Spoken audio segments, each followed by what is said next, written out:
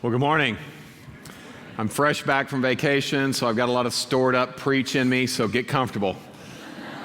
We may go till dinner, just cater in lunch or something. Now, I want to make you aware, though, we've put resources on my website so that they're accessible for you. And so we're talking Job, we're talking suffering. I don't want to bury the lead this morning, and that's where we're going, okay? But two of my buddies that I dearly love have preached sermons and written books, and we've got on there Tim Keller and D.A. Carson. We are featuring in these resources. I serve with these men on the Council of the Gospel Coalition. I look to them as mentors, and both have been tremendously helpful to me personally as I've tried to understand suffering. And so we want to make those available to you. So get on the site, go to study, and this is your opportunity to go a little deeper with what we're talking about. And we are talking about the book of Job. The book of Job is maybe the most interesting book in the Bible in some ways, because we are brought in right in chapter 1 with this kind of strange conversation between God and Satan about this guy named Job. And it is about suffering. And the issue is not, okay, will I suffer? No, it's when will I suffer? And so Job reaches in to the very dark corners of our lives and helps us understand what does it look like not just to suffer, but to suffer well. And when you're suffering, you're going to have one question, and that question has one word, and that word is why. Why? And what Job is, it's an epic poem that's seeking to answer the question why from an emotional and theological and even philosophical standpoint. And as you think about the book, there's really three movements to this book. There's a conversation between God and Satan. There's a conversation between Job and his friends. And then there's a conversation between God and Job. And so those are the three movements. And Job is pictured in this book as the most righteous, wisest man in his day. And right when you see that, there's a reason why that is included, because what it's telling us is your money will not protect you from suffering.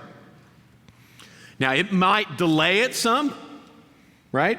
But it will not keep you from, your wisdom, your intellect will not keep you from suffering. Your great choices that you make because you're so smart, right? I don't care how smart you are. You can't keep suffering out of your life. It tells us that in talking about Job. So the focus on Job is not on his financial prowess. It's not on his massive intellect. It's not even on his spiritual maturity. The focus on Job is on his emotional confusion because of his suffering. And here's the thing. When you suffer, you're going to get confused. I just had a friend in one of our churches get diagnosed with cancer, and she had eaten everything perfectly, and she had taken care of herself, and yet, you know, she gets cancer. It's just kind of the way it is in this world. We don't understand why, but suffering is real, and when you suffer, you get confused. And when you're confused, no matter if it's from suffering or whatever, you want simplicity, right? You want things to be like, okay, do I do this or do I do this, right? I don't want to have all these options. I want to do this or I want to do that. I made the mistake of going to Target the other day, and I love Target, but not during this time of year, and I had to get some toothpaste, and I get to the toothpaste aisle. Let me just tell you, you should have invested in toothpaste, because apparently there's a need for like 7,500 different types of toothpaste now. And you're looking at this wall of toothpaste, and you're confused, right? And I just want to go back to the days. Remember Colgate and Crest? That's all we had. Is anybody that old? Raise your hand. Help me out here. Okay, like that's what happens in confusion. Right? When you're confused by options, when you're confused by life, you just want just this or that. And what happens then as human beings is we try to make things very simplistic. And when suffering happens, people tend to fall in one of two ditches. One ditch is what I'll call the naturalist ditch. And a naturalist basically looks at suffering like, well, life's random, suffering happens. I've got a great uncle who I don't think finished even high school, but he's a really smart guy, and he's a naturalist, and he basically just says when something's going wrong in somebody's life, his comment is, it's just their turn. They're just taking their turn, right? Well, that's a naturalist. On the other side, you have a moralist. And a moralist is a person who basically says, well, life is essentially cause and effect. And so if you're suffering, it's because you deserve it.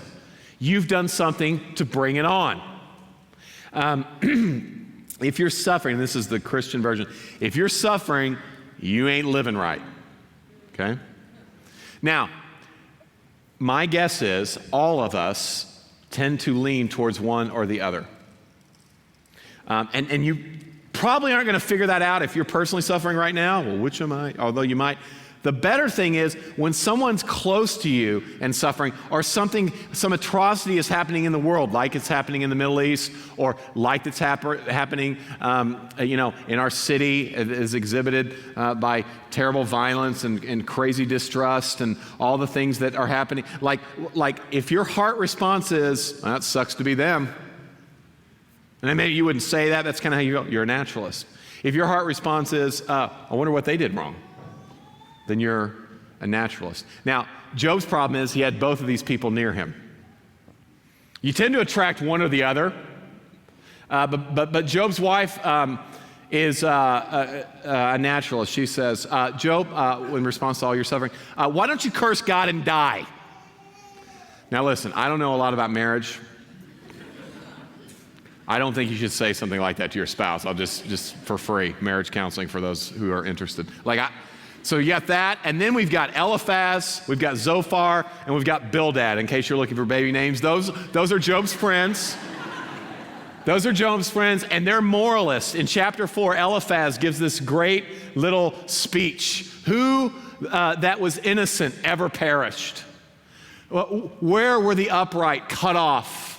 Those who plow iniquity sow trouble and reap the same. What's he saying is, Job, your personal sin is causing your great suffering. Now, this is very popular in the church.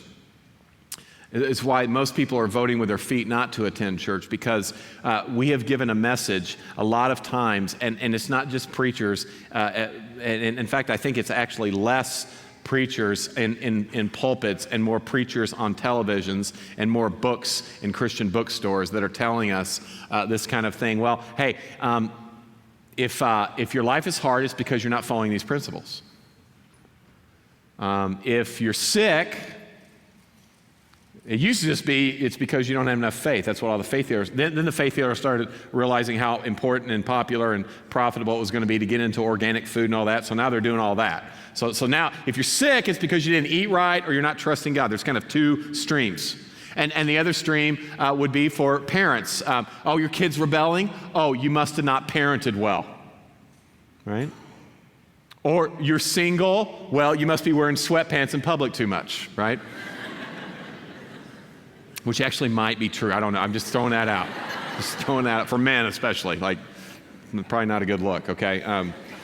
But this is moralism, right? This is you did this and now you have this. Now, is it true that the Bible says in Galatians 6:7 that if what we sow, we will also reap? Well, it must be, Darrin. You quoted a Bible verse. Yes, it's true. But it is not always true, specifically with regard to suffering. And when suffering comes in your life, for whatever reason, whether they're religious or not, we tend to draw and attract and encourage these moralistic people who come around our life. And Job has 3 of them. And so he's trying, in the early parts of the book, you'll see this, he's trying to defend himself. No, really, I didn't do anything wrong. Yeah. No, really, I get your argument, it makes sense, and yeah, I've seen that, but that's not me. And so what happens is, when you begin to defend yourself, it happens every time, you go from defending yourself to justifying yourself. And we all do this. We all want to make a case why we shouldn't be suffering. We all do it. And so Job has gone from defending himself to justifying himself. And he essentially is saying to God throughout the text, God, I don't want to suffer without vindication. Tell them it's not my fault. And I don't want to suffer without explanation. Tell me why. Why am I suffering? Now, I just want to commend you and challenge you and exhort you. Ask God hard questions. That's a good thing. See, our biggest problem is that our prayer lives all suck. Anybody like me? Like, want to confess that sin, a mass confession? It's good for the soul. Yeah, here's why. Because we ask hard questions of our buddies, and some of us, God forbid, do it on Facebook, but we don't go to God. You want to deepen your prayer life? You want to connect with God? Ask him hard questions. Now, here's why we don't. One, we're lazy. Two, if we really are honest with God, he might just be honest with us. And that's difficult, but that's what happens with Job. So in verse 1 of chapter 38, then the Lord answered Job. Job's got questions, God's got answers, but sometimes God's answers are questions.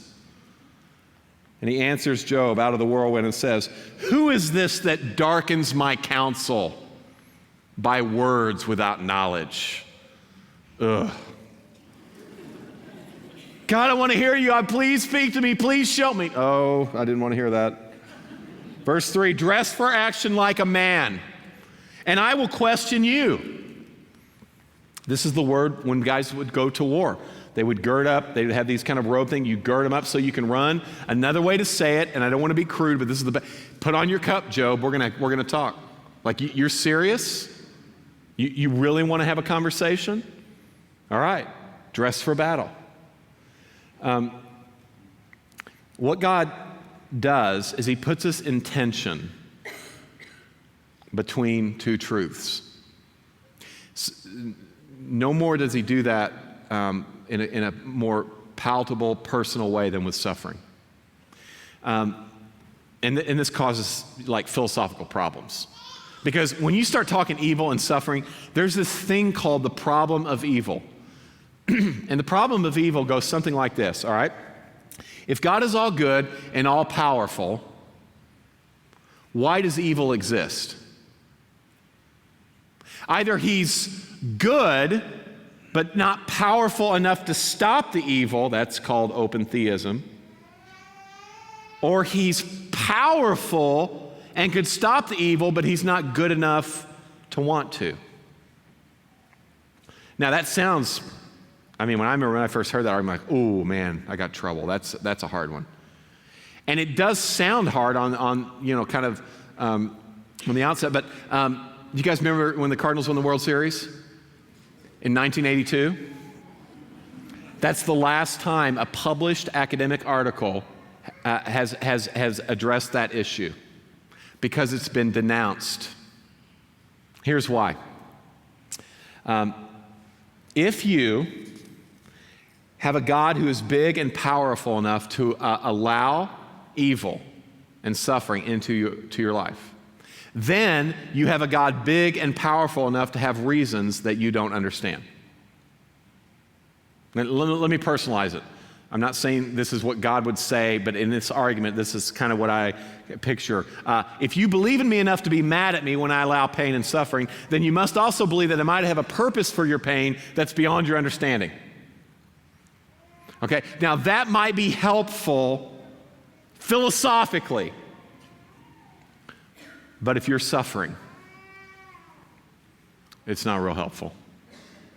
It's not real helpful.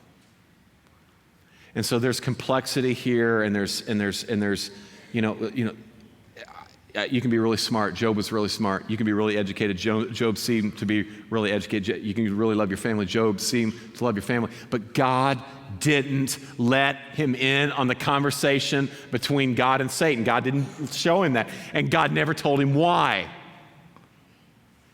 And so Job is exactly where many of us are, confused.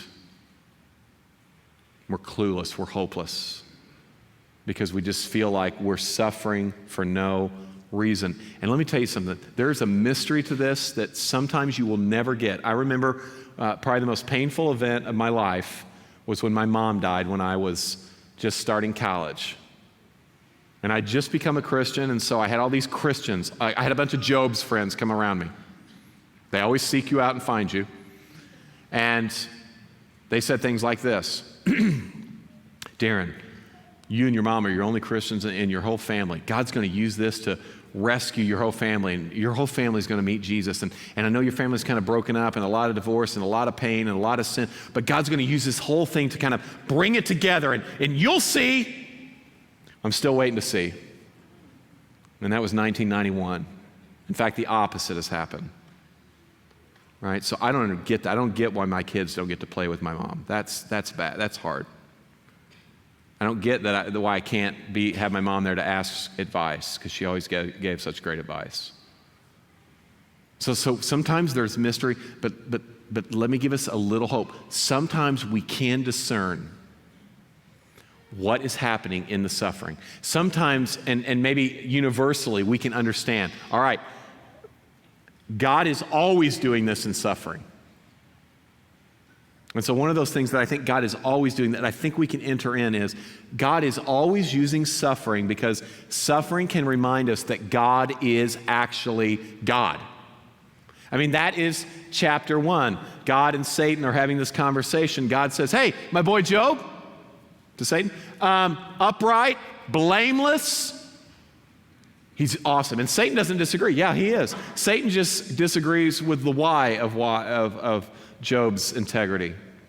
Satan says, take everything away from him, and then let's see how blameless he is. Then let's see how much he fears you. Then let's see how much he's faithful to you. And so God says, all right, take away everything but his life. See, Satan actually is pushing on a great reality, and that is this, especially for religious people, right? Is God a means or an end? And what I mean is, are we using God as a means to something? If I serve God, if I love God, if I trust God, then he will give me, and most of us are American, my version of the American dream.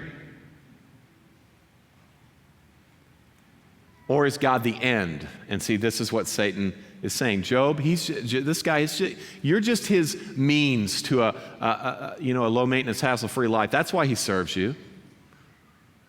And so Job starts going through the suffering. He's like, why? And God doesn't tell him. See, if we always knew why, we would never have to trust God.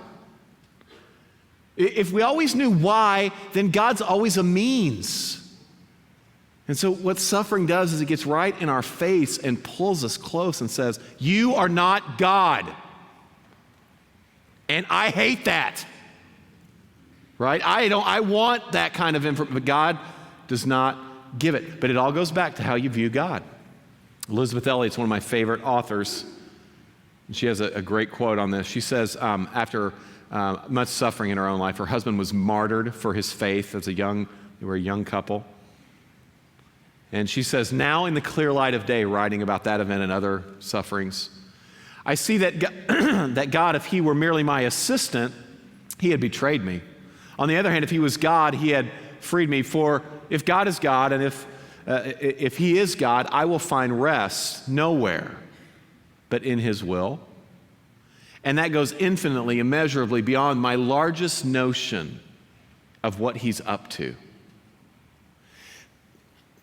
Job, I laid the foundations of the universe.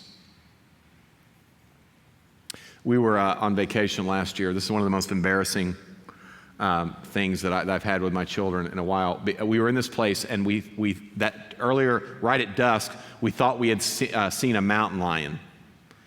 And so my kids are a little freaked out, and I'm a little freaked out because I'm in a place where I can't really do anything about the mountain lion, if you know what I'm saying. I don't have any equipment with me. And so we're out there in the open, and one of my kids is like, Dad, what is that? And I'm like, what? Like, what? And I'm thinking mountain lion, right? And I see two of them, they're looking up.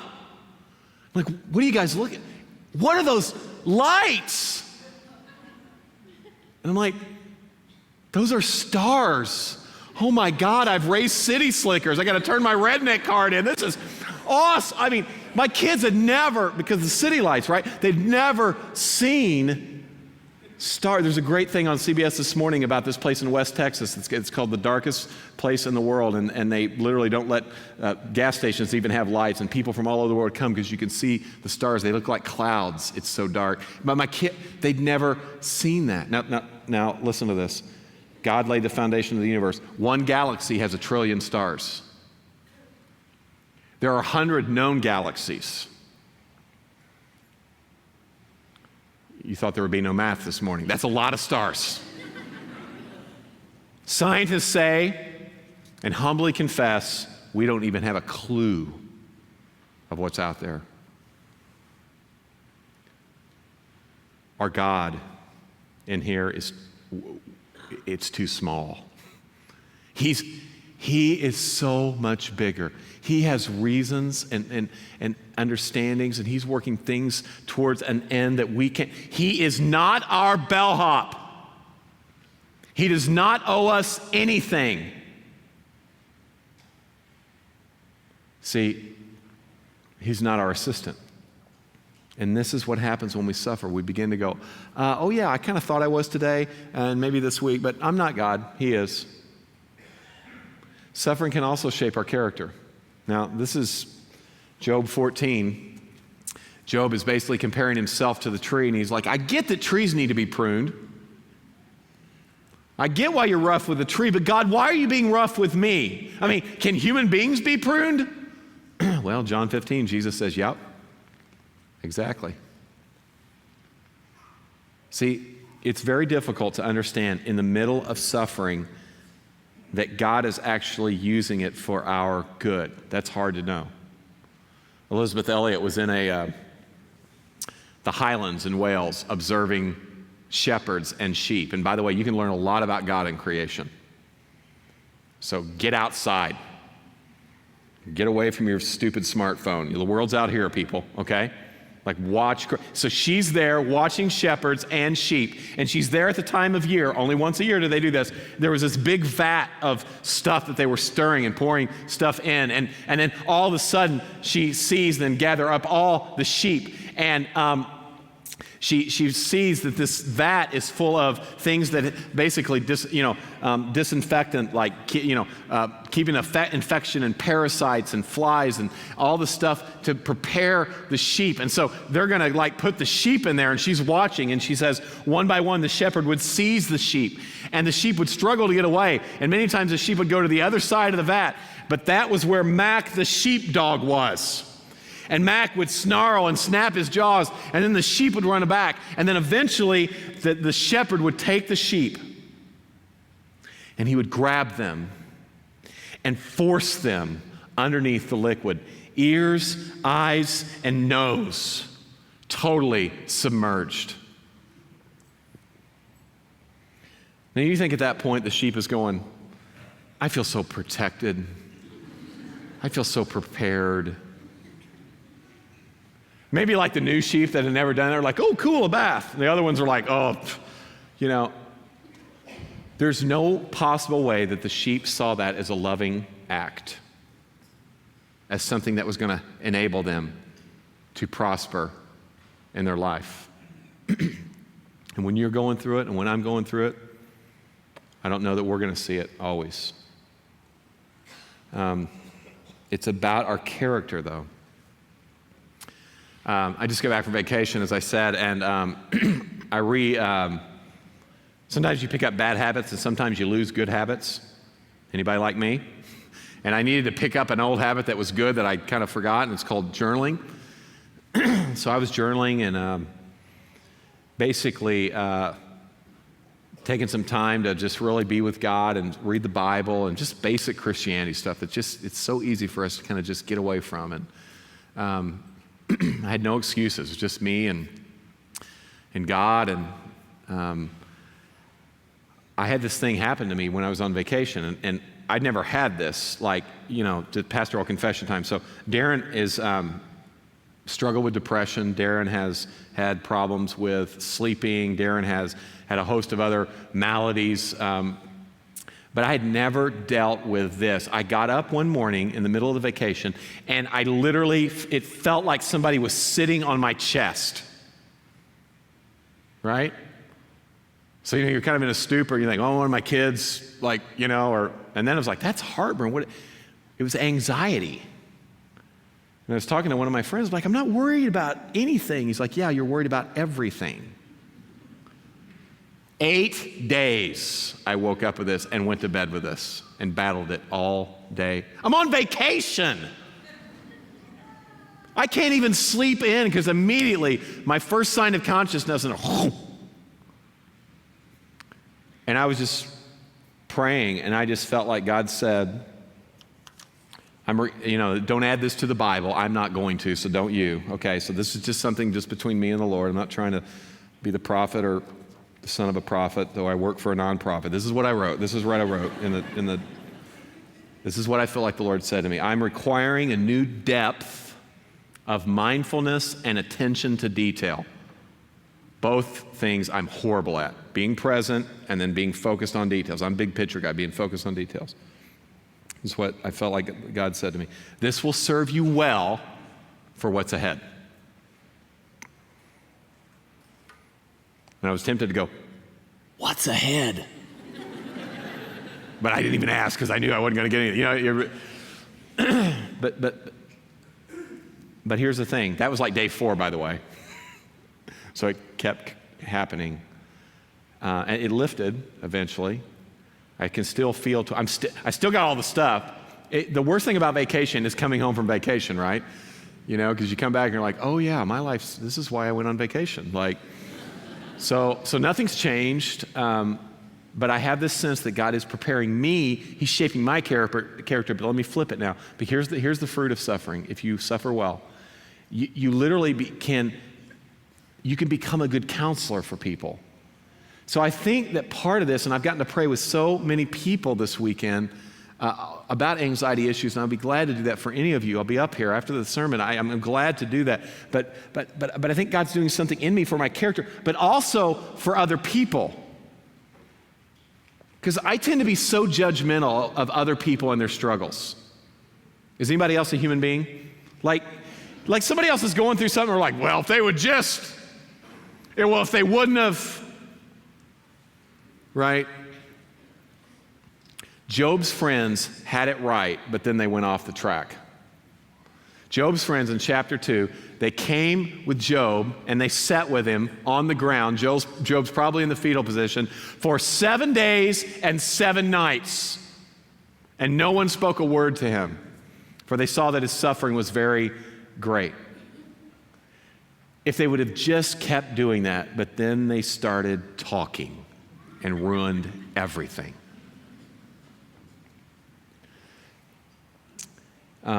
I heard Tim Keller use this example from this guy named Joe Bailey, who wrote a very enthusiastic, optimistic, encouraging book called The View from a Hearse.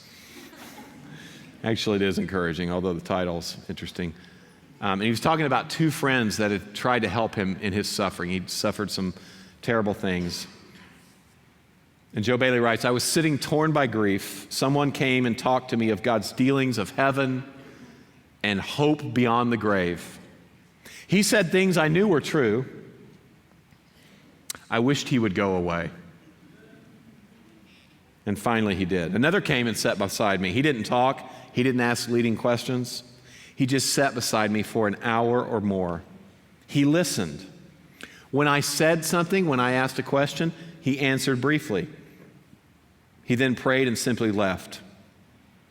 I hated seeing him go. See, sometimes people don't need your advice, they just need you. But we Christians, man, we got a lot of Bible verses. We got a lot of advice. In like pastoral training, they call it the ministry of presence, where you just go and shut your yapper and you just be with people.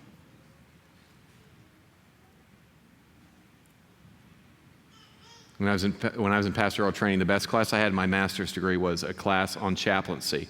And we literally had to go in the hospital and pray with people.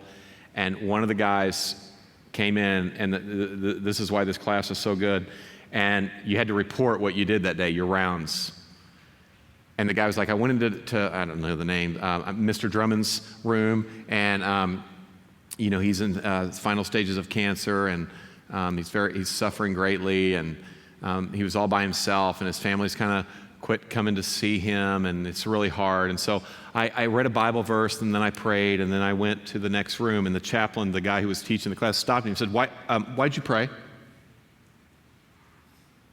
Why'd you read the Bible? Well, I read the Bible. This psalm really comforted me. And did he ask you to read the Bible to him? No. Why'd you pray? Oh, I just thought, just that God's pray. He goes, you read the Bible because you thought it would comfort you, but you didn't know if it would comfort him. You prayed because you were looking for an excuse to get out of the room because you were uncomfortable. And all of us are like, oh, how are we going to tell our story about the rounds? We don't want that to happen. He was right, though. And what he was pressing on is not that we shouldn't read Bible verses and pray with people, but he was saying you should have just been there with him, maybe. And then let God direct you instead of going into your little religious routine, right? Just being with people, counseling people that way. Now, this is kind of all over the Bible, right? When we suffer, we see God more clearly. We can see God. So, two people can go through the same thing. One can get bitter and one can get better, right? We know that. So this can happen. It might not, but it can, depending on our response. But we can see God a lot more clearly. Job never got vindication. Job didn't get the answers that he wanted, but here's what Job got: God. It's bad English, but it's good preaching. He got God. He got God. But God showed up in a way that Job prayed that he would. In Job 9, he's like, please don't show up in a storm. Job 38, how does God show up? In a storm.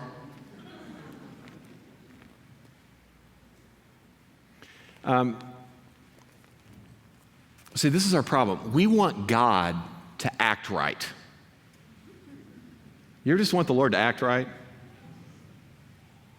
It's breaking the second commandment. This is what Job did. This is what we do. The second commandment says, make no graven images. And the idea was you don't want to make an idol like of wood, of stone, of metal. And God's not against wood, stone, and metal. He kind of made those things. But what he's saying is, I don't want you to reduce me to something that you can pull out or put in the drawer. Don't make me into something I'm not. So God had showed his power, but then in Job 38, it says the Lord. Up until that point, it was the first time this word had been used. The word had been used for God as the one who creates. But in Job 38:1, it's the Lord, the one who is personal, the one who is near, Elohim. So he wanted Job to see, I'm not just the God out here, I'm the God right here. I'm not just transcendent, I'm immanent. I'm not just the God who is the creator. I am the God who incarnates. And he had to expand Job's view of who he was. And this is what suffering does. To the point that Job got it, right? And this is where we all start. We want answers from God. Job wanted answers from God, but in the end, all he wanted was God. He says, so what's God doing in my suffering? That. Well, shouldn't God answer some questions? I don't know, ask him. Well, God owes me. No, he doesn't. Well, if he doesn't show me, I'm going to quit. Then you're going to quit. He is the potter. We are the clay. Psalm 115:3, the Lord is in heaven, he does whatever he pleases. Well, I can't believe in a God like that. Throw your Bible away. Well, the guy on TV doesn't preach the Bible like that. Then, that's your church. Good luck when you're suffering, because he ain't coming to your hospital. See, we got to see God, people, as he is, not as we want him to be. Job sees God. We know in chapter 42, the last verse, it all culminates. He says, listen, God, I had heard of you by the hearing of the ear. Now, he's saying the most righteous, blameless man on the earth is saying, I knew a little bit about you. Let that humble you and me. I just kind of heard, now I see. Now I see. So what do? I retract all those foolish words that I spoke. And I repent in sackcloth and ashes, dust, and you've seen Middle Eastern people mourn. Have you ever? You should Google that. They just throw dust on them. They've got like itchy. It's just symbolizing what's going on the outside. I'm trying to symbolize on the outside, on the inside. I'm trying to symbolize on the outside. I mean, he is miserable, but he's saying, listen, God, I've moved beyond trying to use you as a means to my own end. I'm going to trust you as the end. Please forgive me for making you into something that you're not. Please forgive me for trying to domesticate you. Please forgive me for laying over my view of who you are over what your word says you are. And by the way, we get to do this the rest of our life. We get to do this the rest of, well, I got that one. I figured that one out. You're never, there's always going to be, there's going to be a kid that rebels. There's going to be a cancer that comes. There's going to be a job that is lost. You're always going to have to go back and go, okay, God, who are you again? I thought I knew you, but my categories just kind of got exploded. So I need to repent again and say, all right, I thought you were this. Forgive me for making an idol. Forgive me for making a graven image. Forgive me for thinking that as an American, you owe me something. You're God and I'm not. That is our great lifelong pursuit, people. To know and see and worship God as he is. And see, that's only possible if you're transformed by grace. Now, here's what's funny. Job got this in chapter 1. In chapter 1, he really, that's why I love the Bible. It's like, it's always like bookends, right? Even the whole Bible's like that. Genesis 1 and 2, the bookend of Genesis 1 and 2 is Revelation 21 and 22. Read them together. Job says in chapter 1, naked, you've probably heard this at a funeral, naked I came away from my mother's womb, and naked shall I return. The Lord, actually let's say this together. The Lord gave, and the Lord has taken away. Blessed be the name of the Lord. You know what he's saying? I didn't bring anything to the party. I got nothing. Naked, no teeth. That's how I came in the world. Slimy. Anybody like Job? Yeah, all of us. Well, I've worked a lot in my life. Yeah, so you decide who your parents are going to be? What country you're going to be born in? No, none of that. Well, I'm going to decide how I go out. Well, you going to take some stuff with you? No. It's all grace. It's all grace. He got it in chapter 1, but he didn't get it. I understand grace right now because I'm preaching to you, but I don't understand grace. Right?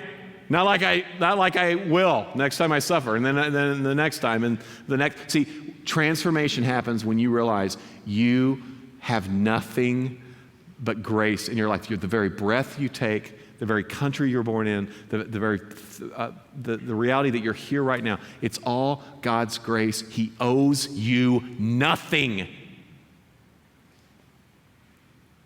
but He's given us everything. And this is where Christianity, and I'll debate anybody on this, has greater resources for suffering than any other religion. Why? Because we have a God who suffered, who gave all. And so He knows. The Father knows what it's like to lose a son. The Son knows what it's like to be confused. My God, why have you forsaken me? He knows. He's been there. And He wants to be there for you. And so Job is awesome because we have a guy who's almost blameless that suffers and yet gets blessed, but now Job points to Jesus, who was perfectly blameless and innocent and suffered for us. And you may be still trying to rearrange the furniture on all that, but those of you who know Jesus, this is resonating in your heart. You have a God who suffered. You have a God that's near. You have a God that is far beyond you, but he has been made personal because of the person of Jesus Christ. And he loves you, and he's with you, and he's a very present help in time of trouble. And so if you're in trouble, he's ready to help. Our problem is we don't think we're in trouble. And we're always in trouble. You remember when you were a little kid and you were always in trouble? Like you try to fake it and play it off, but you're always doing something wrong? We're all in trouble. We're all in trouble. We're in trouble because we live in a broken world. We're in trouble because we live around a bunch of broken people, and we're in trouble because there's brokenness inside us.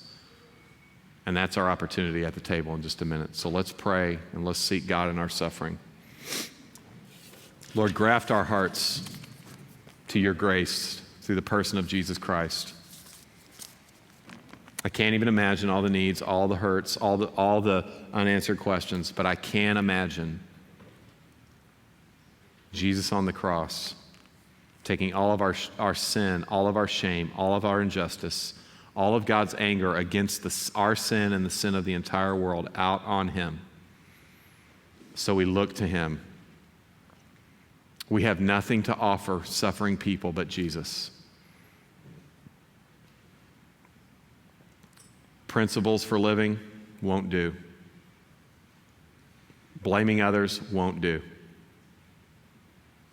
Getting into theological weirdness won't do. All we have is Jesus. So help us to look to him. Friends, take a moment in silence. Ask God questions. Process your heart, your suffering with God. And then we'll continue to worship together.